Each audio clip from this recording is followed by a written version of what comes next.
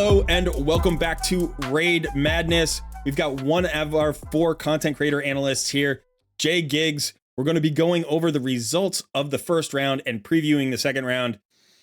JGigs, welcome back to the channel. Thanks for joining. How you doing? I'm good. I'm excited to cover this, see how this has developed, and talk about what we have in front of us now.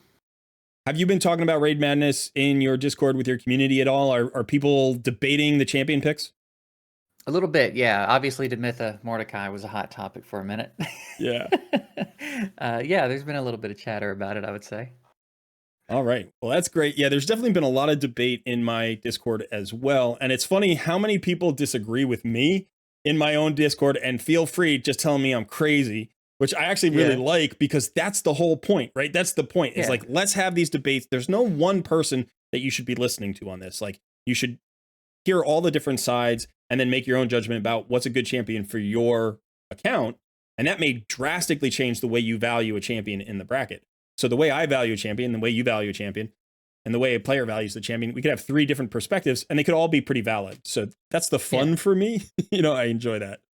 And I'm learning some stuff about some champs I didn't know about. Listening to Hell Hades struggle through the Skull Crown Nelder battle bumped Nelder's stock up for me. I didn't know much about him coming into this, so to hear Hell Hades express what he did about Nelder was pretty interesting. Now I'm kind of hoping I pull him, you know what I mean? So it's been pretty cool. Yeah, I would say there's at least one champion in each of the 4, corners of the bracket that I learned something about through this process that now I'm like excited to try out in game. Yeah. So yeah, I've had the same thing. All right, so we are actually going to be breaking down the entire first round and then previewing the second round. We're going to go region by region.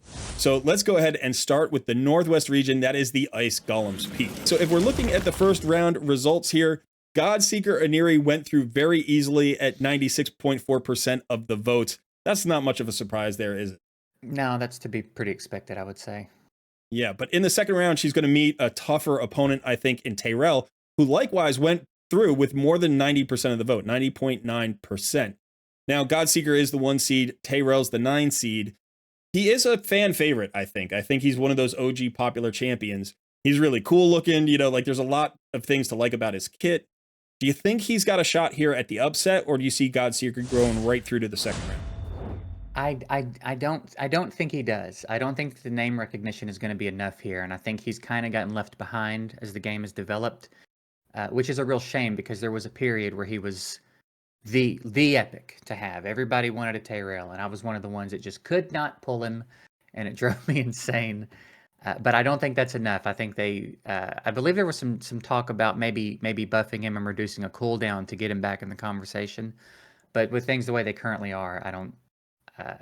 All respect to the OG, but I don't think he's got a shot here. I think Godseeker runs through him. He was I actually got him almost. He was like one of my first 3 epics, I think, on my main account, and that's incredibly huge. useful back then, almost 3 years ago.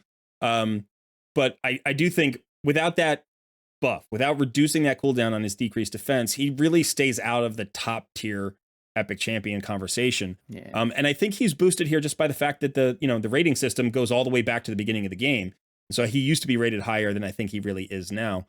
So again, I expect, like you, Godseeker will probably walk through this one as well. Yeah. All right, now we have a matchup here that was really interesting. Wizgar versus Annex.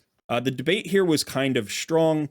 I think Annex, again, has more name recognition, but Wizgar actually did pull almost 32% of the vote. Is that surprising to you that he even got that much of the vote? It is to me personally, but only because I just don't know much about him. Annex, I recognize very well, and Wizgar, I don't know if I was naming all the champs in the game without looking at this, he wouldn't have made the list of champs that I knew existed. So it's surprising to me for that reason, but I don't know how strong he actually is. Oh, yeah, I think the newer champion, less name recognition, probably contributed to his defeat here. But that's a respectable showing, I would say, at almost 32%. Allure walks through Vala. That's not a surprise at all. Putting a matchup in the second round of the 4 seed against the 12 seed. My opinion of this matchup is that Allure is just probably too strong and too valuable, as good as Annex is and as good as that name recognition is. I don't know that he has much of a chance here. What do you think? I don't either. I think Allure has more name recognition. I think that there's probably more people actively wanting her because she just solves a problem so handily. You know, she makes Fire Knight a whole different experience. So I don't know who I necessarily think should win here, but I think Allure probably will. I think this illustrates the point we were talking about before, which is that depending on where your account is, the value of these champions will change. And Yeah. so, if you really need a clan boss damage dealer, Annex is a great option, relatively cheap to build and invest in, and he's going to take you to Ultra Nightmare, at least to a 2 key, if not a 1 key. But you can always progress from there as well. Whereas, if you have your Fire Knight solution already, and like you said, it's relatively reliable, maybe Allure is a luxury. She's good, but maybe you don't need her. So Yeah, I I think can we're going to get by see without that her. play out, that concept play out several times over the course of this bracket. All right, now we get into the bottom half of the Northwest region. And here, Deacon Armstrong walks through Skullcrusher. A little bit disappointing for Skullcrusher, who is a very valuable epic and powerful in his own right. But you're coming up against one of the more popular epics in the game, who is absolutely like versatile, can be put everywhere in all content, and is of course also a starter code for new players. So that's tough to Mhm. beat.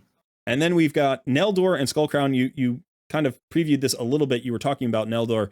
Skullcrown just ekes by here. This is a Yeah, 57-43. That's a pretty close battle. What do you think about this one? yeah.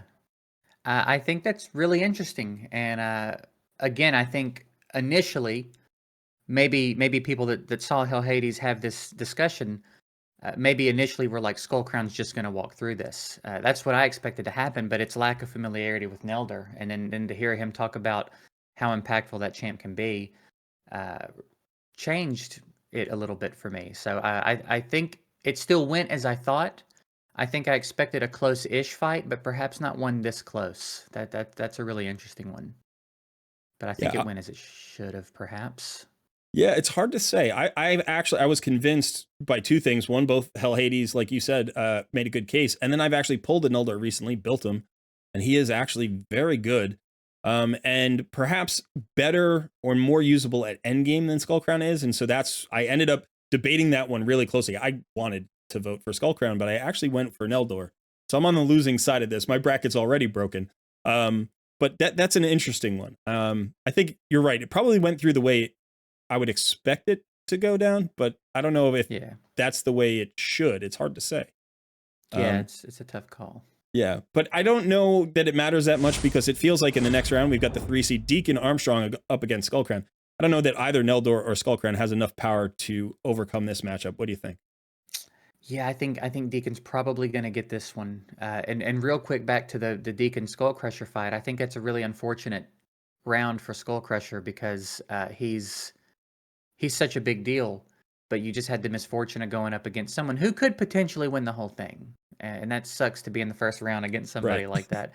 I don't think it displays how useful Skull Crusher really is, but yes, Deacon and Skull Crown I think is a very interesting round. I think it'll perhaps be closer than Deacon and Skull Crusher, but I think it ends the same ultimately. In the bottom foursome here, we've got Skrank getting past Magnar. That was a close battle, 56-44, basically. I know that MTG really loves Magnar, was hoping Magnar would go through. And I got to say, I recently came up against a Magnar in Arena who just nuked my whole team off the board. Yeah. He does still hit incredibly hard. And then in the last one, Frenzy, I think, lost as badly as anybody in the first round to Farrakhan the Fat at 97.6%. Farrakhan actually outperformed even Godseeker and Deacon Armstrong in his win, which sets up kind of an interesting showdown, perhaps in the third round or fourth round. But for right now, Farrakhan is going up against Skrank. And as we were just talking about, maybe Skrank a little bit of a surprise, maybe out dueling Magnar there. Does he have enough left in the tank to take on Farrakhan the Fat? I don't know. That's an absolute drubbing. Farrakhan over Frenzy, and that could be a product of again Frenzy just being too new to really have value assigned.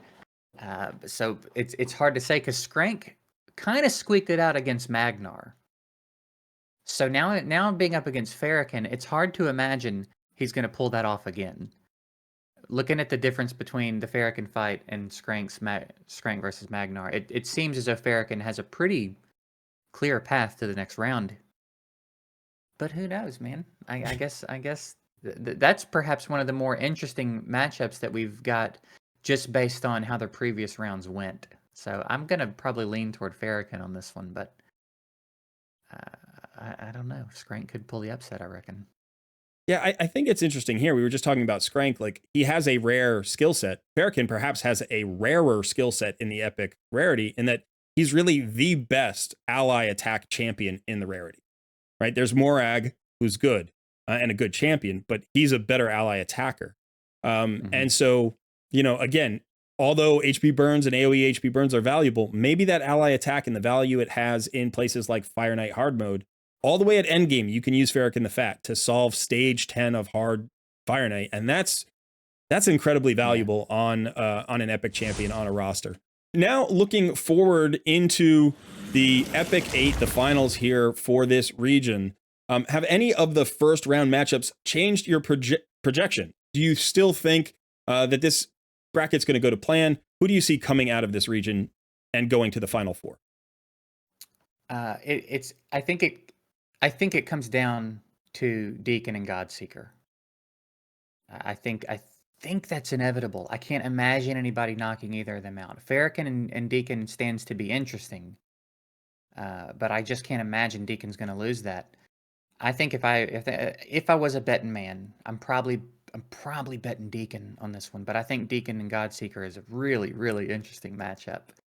It is, with so much room for different opinions. You know what I mean? So if you've been following the comments in the various Raid Madness videos, I know I follow them because they're my videos, but Godseeker and Deacon have both been called as winners for the whole tournament in comments repeatedly. And it'll be interesting to see those two champions go up against each other if, in fact, they get past their next opponents. Yeah, so that will definitely be one of the more interesting matchups to watch for in the future. But your call is you're leaning towards Deacon, you say? I think Deacon has to win this bracket. Yeah, for sure. That's what I'm hoping. That's where I'm going. Yeah. Yeah. I love Deacon. He's like my favorite. So I hope he wins the whole thing. And I don't care about being biased or whatever. I'm just like Deacon all the way. That's me and Saris, basically. Yeah, exactly. Speaking of Saris, we are moving into her quarter of the bracket in the Southwest region, the Spider's Den. Now, again, this was your region originally when we had you on in the first week. And things shook out, I think, pretty much according to plan. And we've got some really good second round matchups in this quarter of the bracket. I think some of the most competitive matchups are going to be right here in the Spider's Den. So let's start at the top. You did call the Mordecai over Demitha. That didn't happen. You probably knew that wasn't going to happen. I knew better. Yeah. So what do you have to say about that call now? I'll say Mordecai getting 12.7% is probably even better than I thought in reality it was going to go. I probably expected more of a Farrakhan the Fat versus Frenzy type outcome here. So I'm happy Mordecai showed up at all. But yeah, I mean, personally, I have my feelings about it, but in reality, I knew where this was going. I know Demitha's probably going to the finals here. So not a surprise, but again, kind of a shame. I think Mordecai is getting still a little bit underrated there, but Demitha probably deserved to win that one. He definitely is the victim of a 16 seed he probably doesn't deserve. But again, these are based on the in-game votes. We talked about that before, the rating system. And originally he wasn't even in the bracket. So we had to, artificially inflate his rating to get him up here. And he just happened to land up against Demitha, which is tough for him. But I'm not surprised either. I think the 12.7% is actually really respectable. That shows you exactly how good he is, that some people think he's better than Demitha, who is absolutely one of the most desired epic champions in the game. So definitely in contention to win it, I would say. Demitha has a shot at winning this. Yes, absolutely. Whole thing. So, yeah, pretty good showing. Next matchup here, Ugo versus Fane. I will admit I am one of the 8.5% here who voted for Fane. I think in the early game, in the early game especially, I think she's stronger. She is a boss killer. You can use her outside of clan boss. I think she's a fantastic all-around damage dealer. And in fact, my editor, whose name is Sun, pulled her early on his account. and I think was one of the key reasons why he actually smoked me in the Noob versus Pro series. So Hmm. yeah, he got a lot of value out of this champion. And I think that Ugo, while good, really comes on later in an account. And so Sure. if you're trying to Yeah. snowball, I think the snowball factor goes in Fane's favor. But clearly people didn't agree with me and went with Ugo. I don't think it's a surprise. You know, just like you voted for Mordecai, I knew that voting for Fane wasn't going to influence the outcome. But it does set up a really interesting matchup in the second round between Demitha, who's a highly desirable champion for Clan Boss, and Ugo, who's a highly desirable champion for Hydra. How do you see this one shaking out? It's a tough one to call, man. Ugo won her round more handily than Demitha, which is kind of surprising. I think they both really have their stake in in the places that they have their stake. And I think there's probably going to be diehard fans of both. Uh, I am still in the camp of I don't have a lot of experience with Demitha, so I don't feel as attached to her as a lot of people do. So I'm taking Ugo. If I'm getting to choose between the two, I'm picking Ugo, and that's an easy call for me. But to call what I think's going to happen, this might perhaps be, up to this point anyway, the biggest flip of the coin for me. I really don't know how to call this one. I guess I would no, I don't have an expectation. I really don't know. I really don't know who's going to win this round. Well, what I would say, Jay, is you're the expert. So who cares what other people think? We want to know what you think, right? So I'm if going you're calling Ugo. Ugo, then call it with confidence, buddy. That's what we want to hear. You I'll call take the you upset. Yeah, you called Mordecai. Don't back off now. Let's ride this all the way through. Yeah. Demitha's getting out every round. I mean, all the way to the Yeah. finals. You're still going to be voting against her if she makes it. Yeah. Ugo's Um, gonna avenge Mordecai. Let's call it. right. Moving on to the next one, we've got Taragi the Frog and Sanguinia. I know you're a fan of Sanguinia. I have become a recent fan of Sanguinia as well, despite both of our endorsements here. I think this went according to plan. Taragi is just such a good ally protector. He's so good for Clan Boss, and you can really use him in a lot of content. Um, were you surprised at the disparity in the vote here? Unfortunately, I was not surprised. I don't think it does her justice. I think this is a similar misfortune as Skull Crusher faced, in that the opponent was just too far gone to help her case. I think Sanguinia is fantastic, but again is up against Taragi, who is, I was gonna say, is gonna go far, but then I saw that he's up against Saris next, and I think Saris bumps him out. So I think he had potential to go real far, in maybe a slightly different set of circumstances. But Saris is my girl. So Yeah, that's going to be an interesting matchup. And speaking of it Saris, is. walking through Hitatsu, we expected that. Unfortunate for Hitatsu, who I think is a very good champion, solid tank in the epic rarity, can do a lot for you, and kind of an all-arounder with a good defensive aura, a leech, a decreased attack, even continuous heals, and an increased defense, I think. So, I mean, brings a lot. But Madam Saris, she was your call for this side of the bracket anyway. Are you a little bit worried that in the next round, Taragi pulls the upset in your mind? I mean, Clan Boss versus Arena Champ, I think this will probably be billed as. I don't know if that's fair because they're both more versatile than that. Yeah, But definitely. more people tend to value Clan Boss than Arena. Are you worried that that might cause the upset here in the 5 seed, taking out your favorite for this bracket, Madam Saris? Yeah, I'm definitely concerned about whether or not people are going to think it through fully. I think if they pigeonhole Saris into Arena, that's really unfair for It her is. because she's absurd. Anywhere where there's anything, pretty much except Clan Boss. Um, and I think in some cases you could probably get her into a Clan Boss team. So I just I hope people give it the thought. And if Taragi wins, it'll be hard to be mad at that because Taragi is awesome for sure. I think he's really dope. But in my book, Saris should take this round. I think she's just too strong. I think she just does too much, even with one skill. And then she's also got other stuff going on. But just the A3 alone is bonkers. Uh, for such a long time, it was anyway. It's less bonkers these days, but it's still really really strong. So I think it's, again, probably one of the more intriguing matchups because I'm not, after seeing what Taragi did in the first round, it makes this pretty intriguing. That's because again, that's quite a drubbing. Yeah. But I think that's the best champion endorsement I've ever heard anyone say in Raid Shadow Legends ever. She's absurd anywhere there's anything. That is absolutely fantastic. And I feel like we should tattoo that somewhere. You know, we need a t-shirt that says that with her face on it next to yours.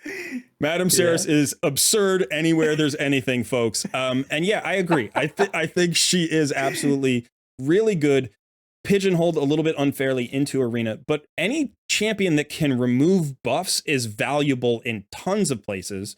And then you have the drop defense on top of it. You have the fear. She's got, I think she's got a shield. You know, so she's got all of these different mechanics for staying alive. And she just brings a lot to the table. Being void affinity is so good. And also the buff strip is not a hit, right? It's not a hit. So there's no concern. There's no chance to proc. She's just going to do it based on accuracy. And then she puts up defense down and attack down, which means they take more damage. You take away all their damage unless it's an HP nuker. It just neutralizes so much of what's going on with one skill that usually requires at least 2 champs to set up. And then she's got other stuff going on. Let's go down to the next foursome here. We've got Stag Knight walking through Sylar, a little bit more lopsided than I think we think that matchup actually is. Not a surprise at all. Stag Knight's incredibly popular. For sure. Sylar maybe did well to pull in 5.5% of the vote here against such a popular champion. But I think we would say this is more like a 55-45 in terms of the power distribution. Would you agree with that?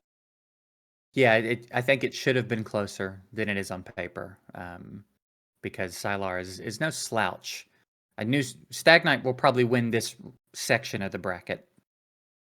I don't know. That's tough. It gets interesting from here. It does. It does. Here. We thought the first round was hard. The second round's going to be harder in some cases. Let's talk about the next two here going on, which is Cloud Beastfeeder got rolled over by a Kemptham. A decent showing at 13.4% for what we both thought was a meme champion in this top 64. So very respectable showing. That puts a Kemptham up against Stag Knight in the second round. Two really good champions I think everybody would be happy to have on their account. We know Stag Knight is that fan favorite. You think a Kemptham could pull up an upset here? He's incredibly powerful. He is very powerful, but Stag Knight might just be one of those champs that just has too much going for him in name recognition and also being really good. Like he's not just resting on his recognition, but he's just so straightforward, so easy to build, so straightforward, and can do his job in a lot of places really well. So I would be surprised if he didn't win this round. No shade to a Kemptham, but I think Stag has to take this round. Yeah, I think another good champion here that's just running into one of those blenders, you know, that mix of name recognition and really good versatility. You know, this is a champion. If you pull Stag Knight in the first 2 months of your account, you're overjoyed because he will power you through the mid game and eventually you'll replace him, but who cares? Because he's going to snowball you so hard. Whereas a Kemptham, you know, might be actually more valuable a little bit later in the game, might not snowball you as hard, and he's a newer champion, so he's not as well known. Going down to the final foursome here, we've got my boy Genbo going through Ayla Lifebraid. As you said, she's fine. She's fine, but Genbo is not fine. He's a beast, and he deserves to go through here with 90.2% of the vote. And then I'm not even sure Hosker deserved to be in the top 64. I think that's a bit of a reach for him. I might put him around 80 to 100 in that tier of champions. But, you know, he ran it up into Rector Drath, who, I mean, honestly, one of the best epic supports in the entire game. So no surprise there at 93.3%. But this sets up a great round 2 matchup. Genbo versus Rector Drath. Arena Nuker versus all-round support. Which one do you value more? Man, I think I would probably go for the more widespread utility. I tend to go for the more widespread utility. So I think I would probably lean Rector Drath here. But this is a round where I think any way it goes is justified. I don't know if there's a right answer on this one. This is perhaps, to this point anyway, the most interesting and maybe the most star-studded fight we've had. This is a banger, dude. Yeah. So I'm leaning Rector Drath on this one, I think. I love Rector Drath. I really do. And I think I probably voted for Rector Drath for the same reason, because she's usable in so many places. But here's the thing about Gembo. The day you pull him, you know what you're building them for, and you know he'll get the job done better than any other epic in the game, right? He's just the best arena nuker at the epic. And I'm including champions like Skullcrown and Magnar. He is better than those two champions. I think that, if you value PvP, if you value getting that Great Hall, if you want to get to, Gold 5 quickly and live there and never have to worry about, building a go second team or something like that, you're just going to build Genbo, and he's going to keep you there and very happily, and he'll crush faction crypts as well. You're not going to use him anywhere else. Those are the two places you're going to use him. Maybe in Centranos every once in a while. And Rector Drath can literally go everywhere, but I don't know how people are going to value that arena champion versus sort of the all-arounder. Because, and the other thing, he's wicked cool looking. Like, he's just so cool looking. It's like, he's one of my favorite epic skins in the game. So, we'll have to see. I think you're right. It's a banger. Looking forward into the Sacred 16 and towards the Epic 8 in the Spider's Den here in the Southwest region. We've got several really interesting matchups. Demitha versus Ugo, Taragi the Frog versus Madame Saris, Stag Knight versus Akempta, maybe the easiest one to call, although still close. And then Gembo versus Rector Drath. Really hard quarter to call here. But who do you see coming out of this region? Maybe who do you see in the finals, and who do you see coming out of the finals? Yeah, I think I'm gonna go for the underdog call again and go Ugo. So I think I'm calling a Ugo Saris matchup, and I think I'm calling a Stag Knight Rector Drath matchup, and then from there, perhaps we're going Saris Stag, and then I think Saris takes it. All right. I like those calls. Those are bold calls. I certainly think it's reasonable. It's almost the kind of situation where you could call any of these 8 champions coming out of here, except maybe Akempta, like maybe he's the weakest of the 8. But certainly the other 7 all have potential to come out of this region. I'm really interested in to see the final percentages, because if like Rector Drath comes up against Madame Saris and it's a 90-10, I'm going to be shocked. I don't expect that to happen. So we'll see if the votes are as close as we think these battles are.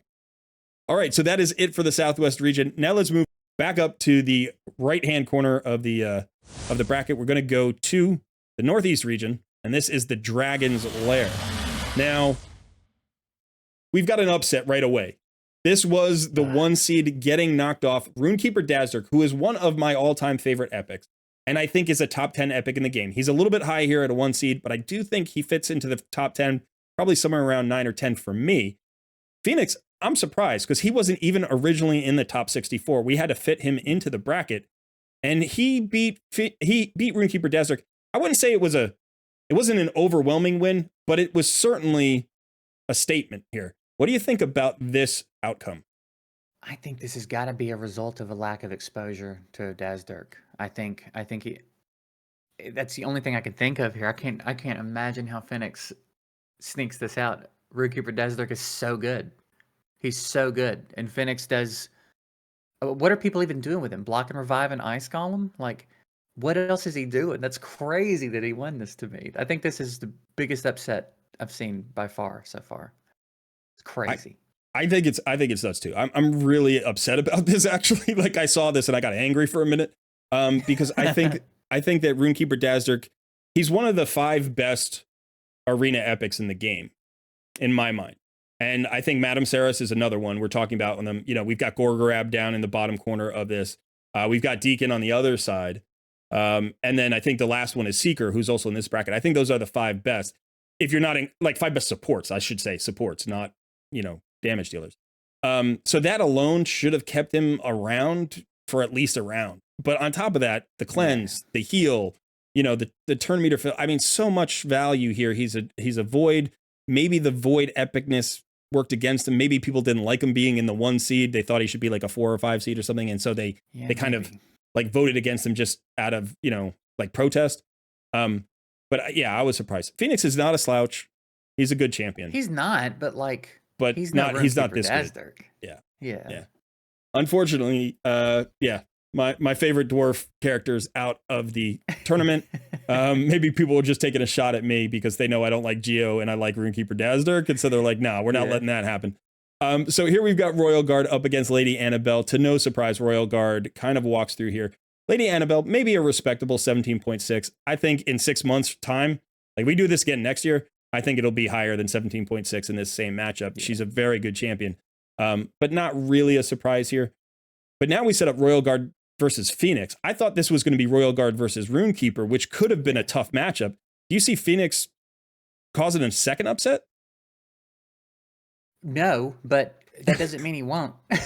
I Right. gave him no shot against Runekeeper Dazdurk. Yeah. I didn't even think about that when I was filling in my bracket. I saw it and I was like, oh, Dazdurk, easy. That's not even worth a thought.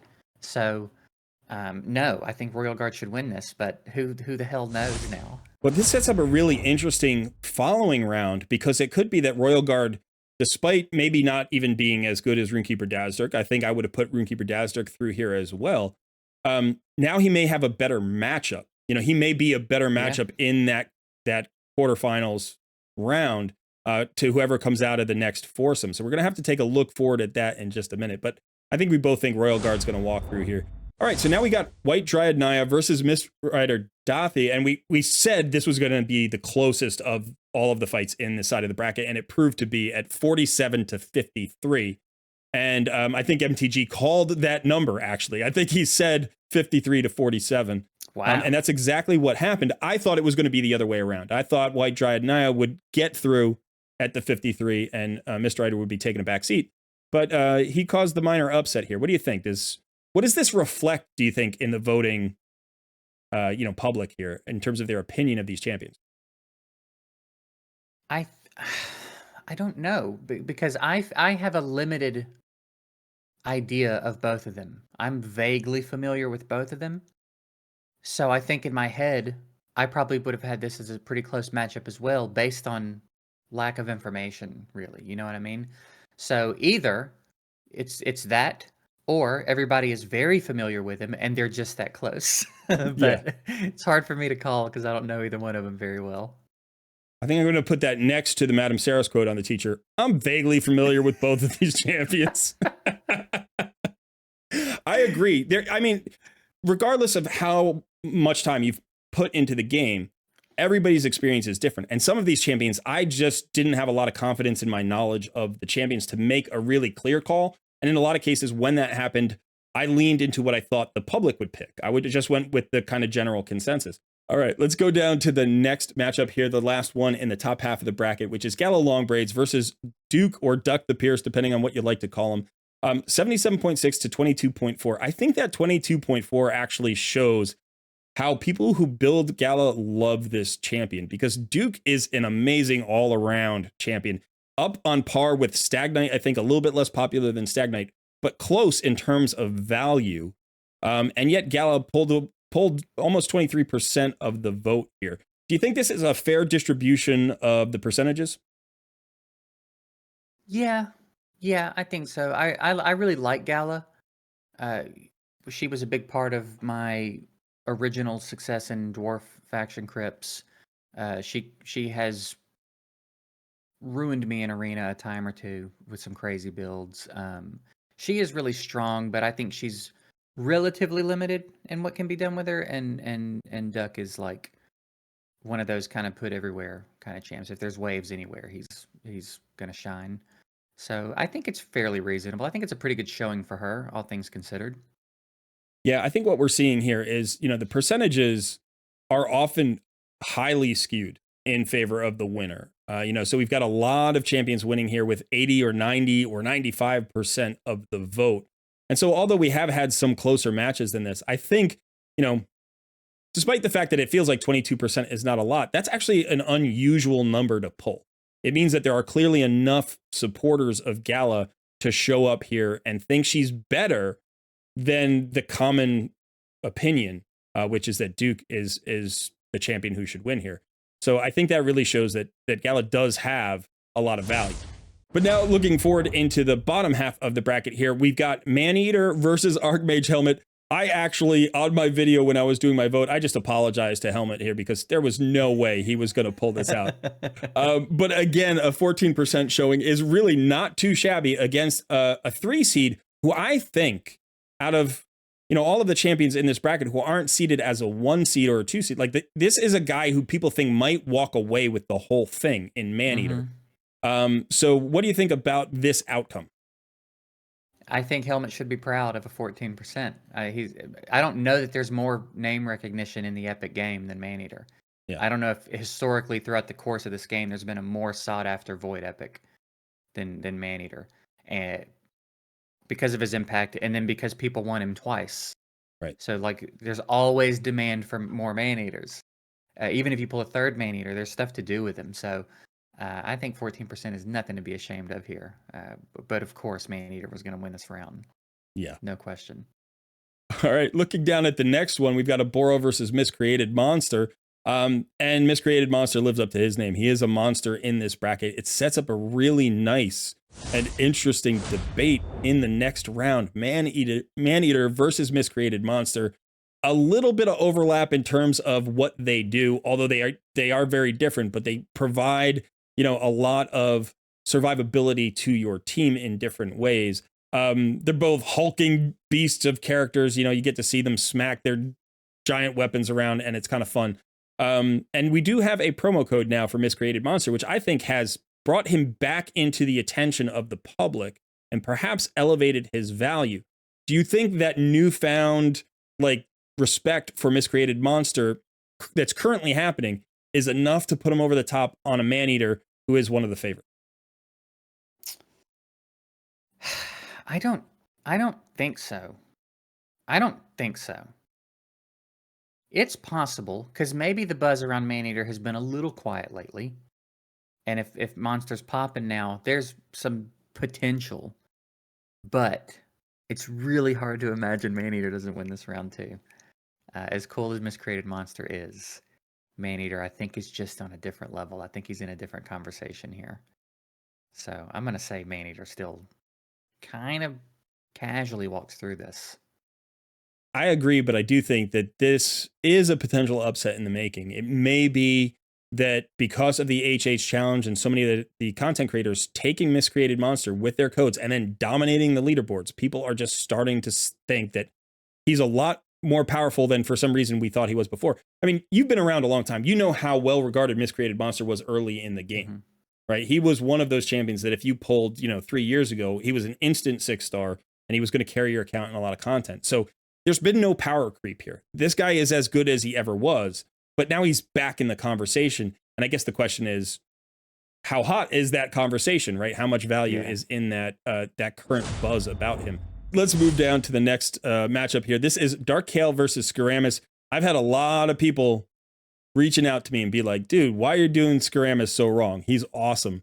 It's funny because also I've had a lot of people reach out to me and say, Dark Kale is the best epic in the entire game. I think he's going to win the whole thing. Really? And yeah, which is, so as a dark horse contender, Dark Kale has risen in my estimation. But so has Skaramis. And this is what we were talking about before, that this champion was not on my radar. And now he is. And I'm looking forward to building him and experimenting with him because he's probably better than I knew. But have you had any experience with Skaramis? And what do you think about the outcome here? I don't know anything about him. He would have been another one I didn't name if I was listing champs. Right. Dark Kale, I obviously know, but I'm not very familiar with. I don't think I've ever. Maybe I did have him on my old account, but I never got around to building him. So I don't know. I don't know what. I assume he's very poison heavy. I don't know what would make him the best epic in the game. Sounds like a very bold statement. It is. Yeah. But I reckon it went as it should have. I think with knowing the limited things that I know about Dark Kale and knowing the nothing that I know about Skaramis, I think it probably went as it should have. Well, you've got an all around poisoner. He's one of the best poisoners. He might even be better than several legendary poisoners. Like he's got poison activation on his A1. I think that he has something else in his kit. He might also have a poison sensitivity. I think he brings his own poison sensitivity. So very, very good champion. Can be one of those 1-key Ultra Nightmare clan boss damage dealers. And can be also useful in wave content, so sort of maybe on par with like a Venom Mage. I've made that comparison before. Sort of a similar champion in some ways, can even solo some content. but obviously is locked behind the wall of you needing to get him in Doom Tower. So maybe that keeps him down here at a 7 as opposed to slightly higher. Now in the bottom matchup here, we've got Ursula the Mourner versus Vergis. One of my viewers just chastised me because in the last video, I said I love tanks and that I often lean towards the tanks. And then I called Ursula cold here and I was like, Vergis has no chance. And they were like, what? What? No love for the Vergis tank. He's a great tank. And that's true. That is true. But if you've ever played MMOs and you've been a tank, you know how much love you also have to have for your healers and your revivers and your support champions.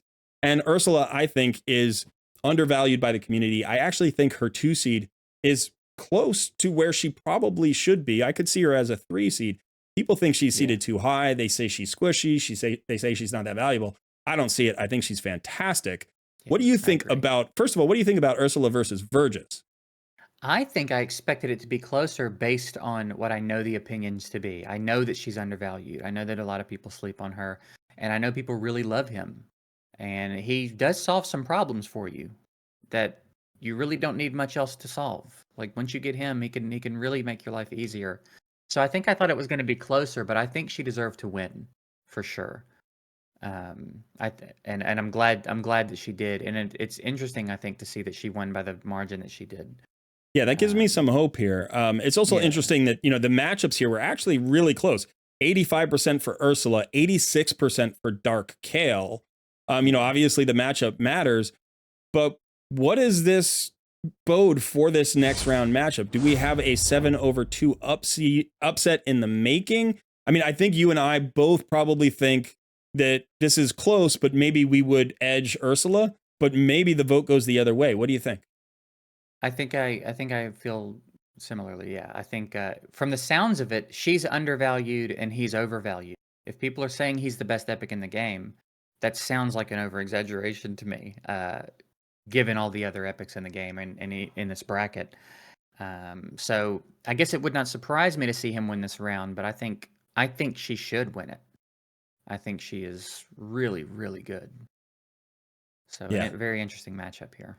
Yeah, it's going to be interesting to see. And, you know, sometimes I think when you've played this game a long time and you've played specific champions and had great success with those champions, seeing them take a beat down in the bracket is no fun. You know, you're like, this should not happen. I mean, when I saw Runekeeper Dazzler, I literally smacked my table. I was like, how?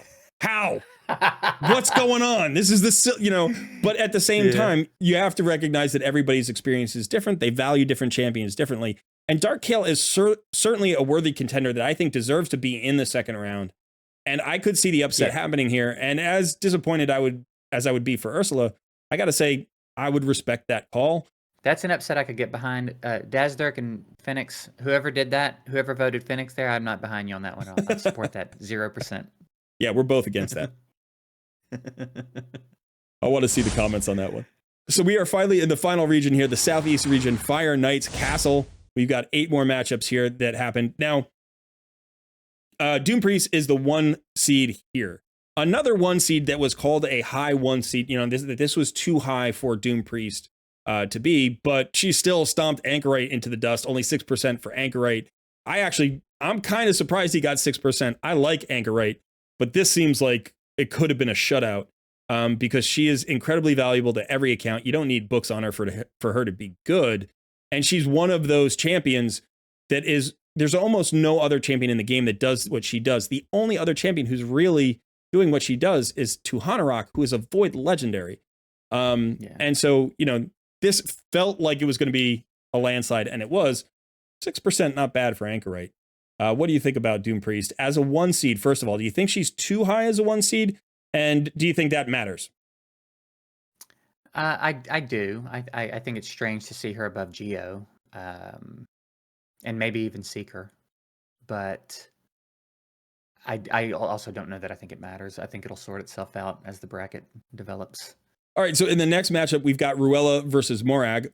YST and I both kind of extolled the virtues of Morag Bronzelock. She's actually a really fantastic champion.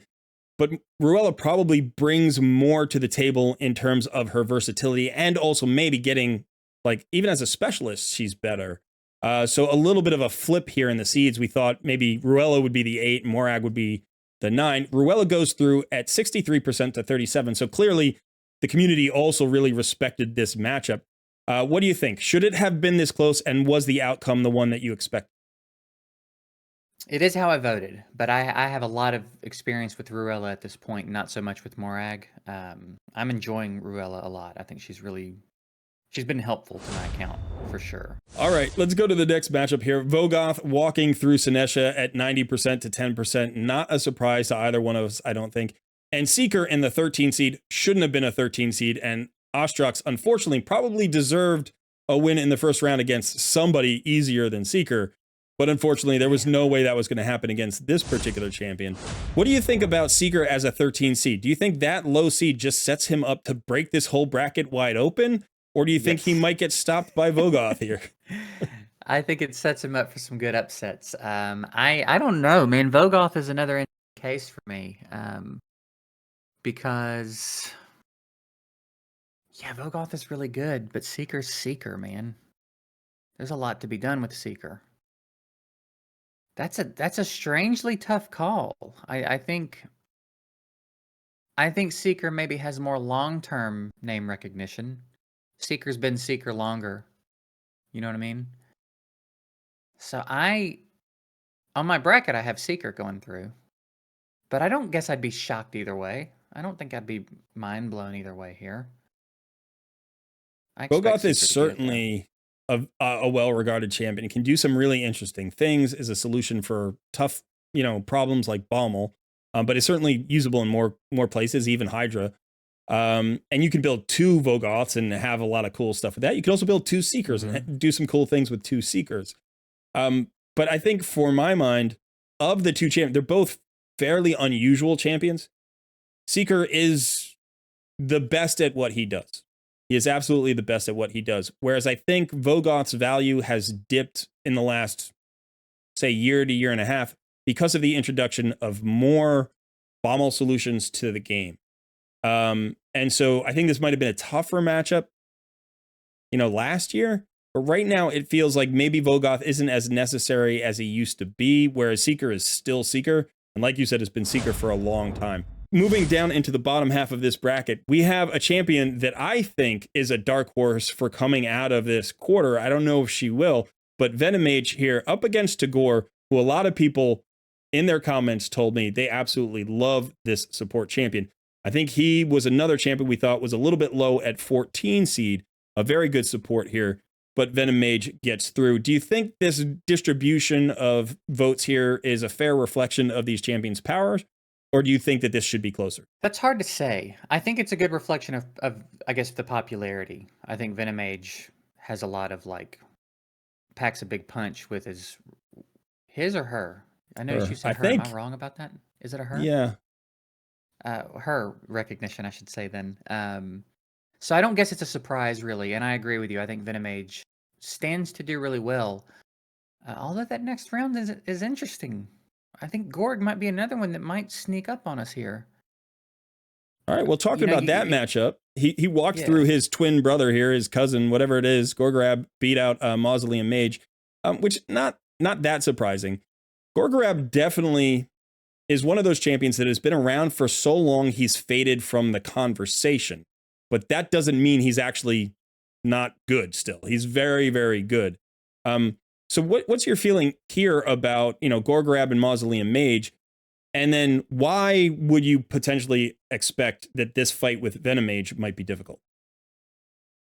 I voted Gorg for this round, but I think I was prepared to be I don't even know if surprise is the right word. I think I was prepared for Mage to win this round because everything around Gorg has just died down so much. Way in the early days, Gorg was at the top, one of the top epics in the conversation.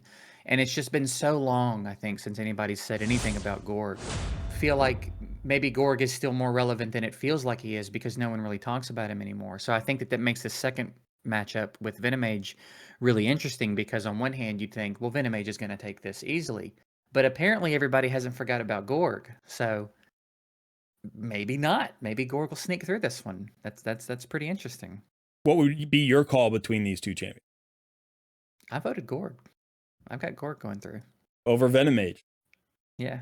All right. Are you contrarian at all? Is that in your nature? I don't know, Jay. Would you call yourself an iconoclast? Is that a word that comes to mind when we talk about JGigs? No, not at all. Not at all. All right. So now we've got the final little corner here of the bracket in the Southeast Fire Knight's Castle region. Really interesting corner of the bracket because we've got Whisper up against Seer and then Sepulchre Sentinel up against Geo. Obviously, one of these is not like the other, but we have three powerhouses out of this quartet. So let's start with Whisper versus Seer. This strikes me as a bigger runaway than I thought it would be. I know that Seer is extremely popular. She's very powerful. I expected her to win. I actually voted for Whisper because I think she snowballs an account harder in the early and mid game. She's a great solution for all sorts of boss killing. You can use her in the late game against Hydra even. So a lot of value there for Whisper, but maybe I shouldn't be so surprised. Seer's incredibly popular. What do you think about this outcome? I was surprised to see Whisper with double digits. Actually, I'm of a different class. I guess I missed that memo because I thought when Whisper first came to the game, everybody was like, I remember there being talk about her being like one of the worst, and no one was interested, and she was a joke. She was like a prime reward or something. Wasn't she a reward for something they I don't did? remember that. Possibly, And yeah. I thought I remembered no one being interested, except the joke was that she had a nice booty. But other than that, she was like no good. And then I vaguely remember what you're talking about. There being some buzz around her being good again, but I didn't follow it because I was beyond being interested. So I think I expected Seer. I perhaps expected one of the worst beatings here, to be honest. I thought this was going to be more of a runaway than it was. So I guess I just don't know what's going on with Whisper. I didn't realize that she had a turning point and got good. I think neither one of us are surprised that Seer went through. I expected Whisper to pull more of the vote. You expected Whisper to pull less of the vote. But this really sets up the match that we expected in the second round here. Seer versus Geomancer. Sepulchre Sentinel is a fine champion, but 3.6% may even be pushing it. Yeah. This could have been 100-0, another shutout. But, you know, I respect people giving love to some of their favorite champions. And so Yeah, for sure. Geomancer against Seer, these are powerful champions. And sometimes I talk about valuable champions, and sometimes I talk about powerful champions. And they're not always the same thing, right? Because, you know, Right. when you look at Deacon, you don't think powerful champion. You think valuable. He's versatile. Mhm. He's usable in all places. He gets his job done really well, and you can stick him anywhere and probably get some progress out of him.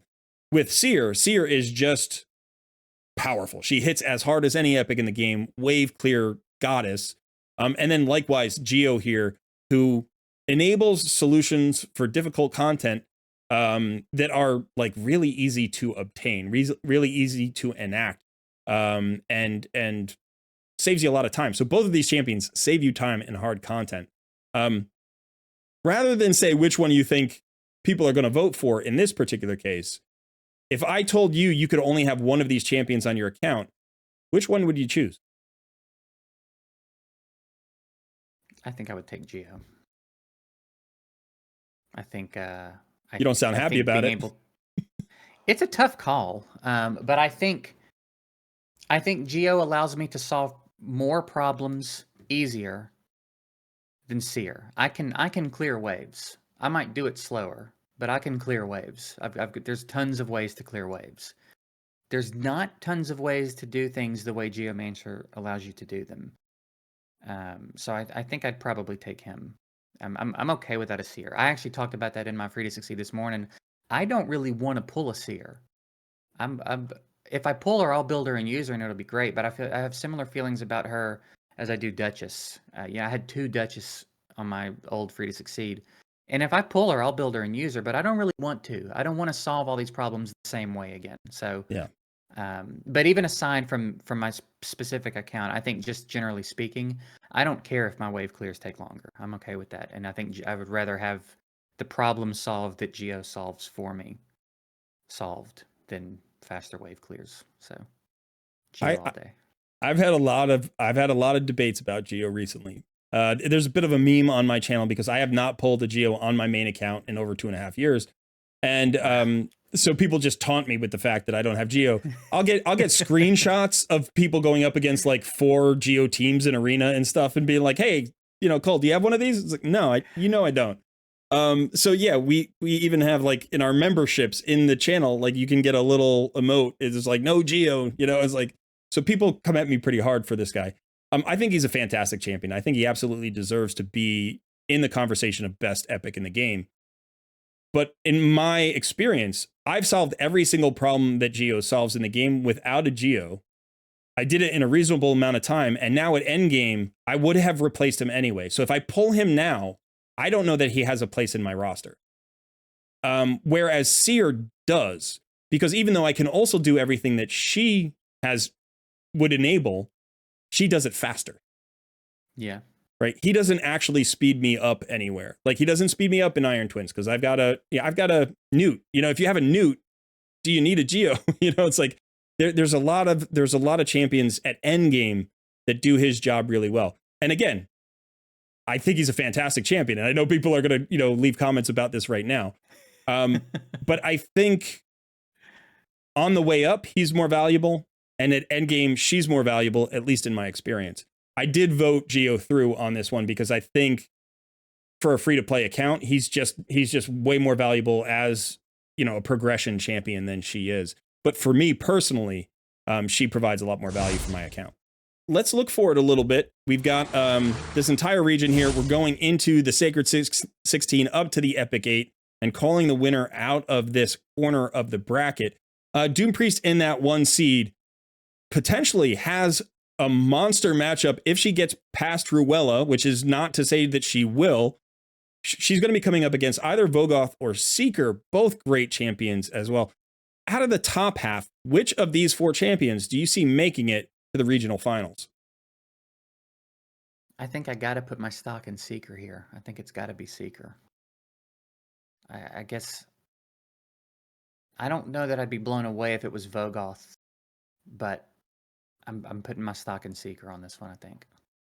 So neither Doom Priest or Ruella really competing for that spot? I don't think so. I think Doom Priest is probably going to beat Ruella, and then I don't think Doom Priest has it in her to beat Vogoth or Seeker. Fair enough. So, yeah. All right, so we got Seeker coming out of that side, and then out of the bottom half, we've got Venomage, Gorgorab, Seer, and Geomancer. It sounds like Geomancer is going to go through. You've got Gorgorab, I've got Venomage, but is anybody even slowing Geo down on his way to the regional final? I don't think so. I think I've got Gorg going through, and then Geo going through all the way. I'll say what's interesting. I don't know what has changed since I did my bracket and right now, but I have Doom Priest going through over Seeker. So when I did my bracket, I felt like Doom Priest was going to go through. I don't know why. I almost wonder if I misclicked because I can't imagine what kind of mood I could be in that I would think Doom Priest is going to go over Seeker here. But so now we've got Seeker potentially up against Geomancer. Is Seeker the first one to really put up a good fight against Geo? I think Seer puts up a good fight. I think Seer is a worthy matchup for sure. I don't know that I think Venomage or Gorg really stand a chance. So and then yeah, I say Seeker is going to be another interesting conversation to have. But as much as I love Seeker, I think Geo's just going to have too much. I think Geo's got too much momentum. I think he's got too much name recognition. I think he's too good for too many people. I just can't imagine anybody votes against him. Well, it may surprise you to hear I've actually got this matchup Venomage versus Geomancer. I didn't call Gorgorab in this round. And I've got Venomage going through against Geo. Okay. And I know that's not going to be a popular call. I don't expect that to actually happen. But I think Venomage, it provides just as much value as Geomancer does in the early game to an account. And then becoming a solo champ and solving Amius put it over the top for me.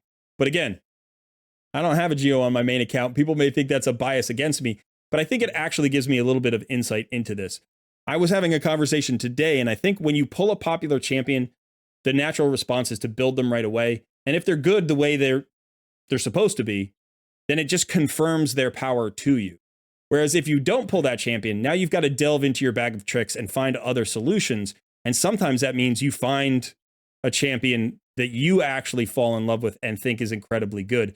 And Venomage is one of those champions for me. She solved every problem that I needed her to solve, and she did it almost the first time out. Yeah, All right. I'll say that one of the reasons I'm so sure about Geo is because of how popular he is. Right. I think he's very strong and I think he's very good, but I think his popularity is going to do him a lot of favors here. So if we were strictly talking about the power and the utility and all that, I think there's different conversations to be had. But if we're also considering just how popular, there aren't many more popular epics, I think, than Geo. He's so well known. I agree.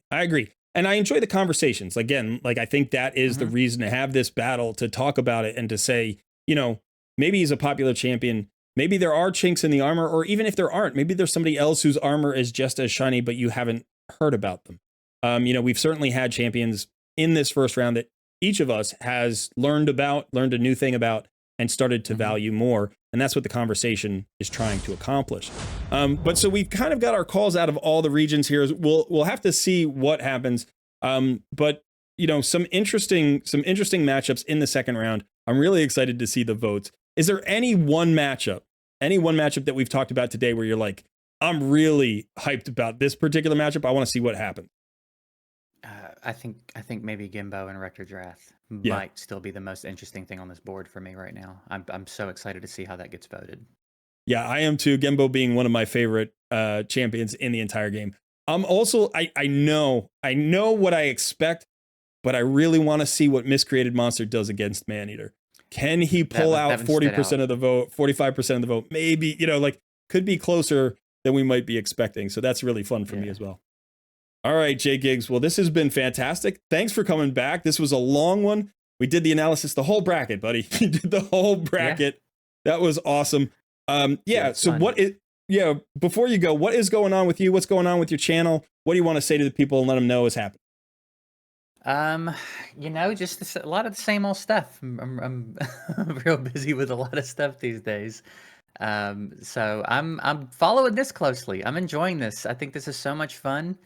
I'm excited for the next round of voting, and yeah, if you want to do another round of this in the next round, I'm down for it, man. Well, thanks for being here. I really enjoyed it. And go check out JGigs' channel. I will put a link to his channel in the description below. He actually has multiple channels, so you can find some great raid content, some great. You have a comedy channel. You call it a humor channel, comedy channel? Yeah, just comedy/commentary/ whatever. Yeah. All right. Well, I love it. I love all the stuff. So go check out JGigs. And don't forget to vote. The next round of voting will start midnight tonight, I think, from the time this video is posted.